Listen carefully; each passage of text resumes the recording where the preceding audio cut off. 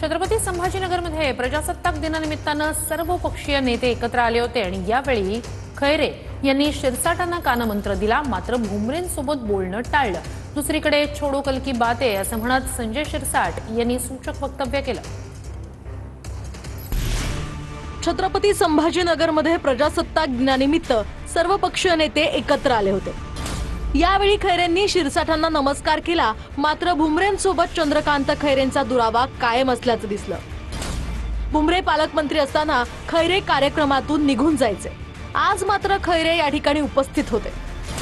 मी पालकमंत्री असताना खैरे उठून जायचे, त्यांना पालकमंत्री मान्य नसायचा असं यावेळी भुमरे म्हणाले।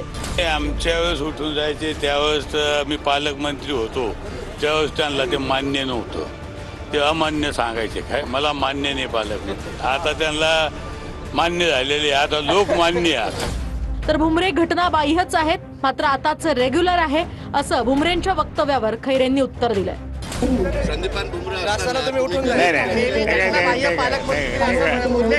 ते घटनाबाह्यच होते, ते आता हे रेग्युलर झाले ना, ते घटनाबाह्य होते म्हणून मी हे करतो।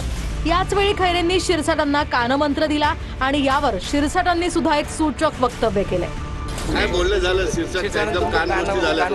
नाही ते झाले म्हणजे त्यांना मला तुमची इच्छा पूर्ण झाली ना, आता खूप इच्छा होती त्यांची, इच्छा पूर्ण झाली ना, त्यांना कानमंत्र दिला द्यावं लागतं, कारण मी मोठा आहे त्याच्यापेक्षा। त्यांनी मला कानमंत्र दिलाय, मी त्यांना कानमंत्र दिलेला आहे। छोड़ो कल की बातें, कल की बात पुरानी, नए दौर से मिलके लिखेंगे नई कहानी।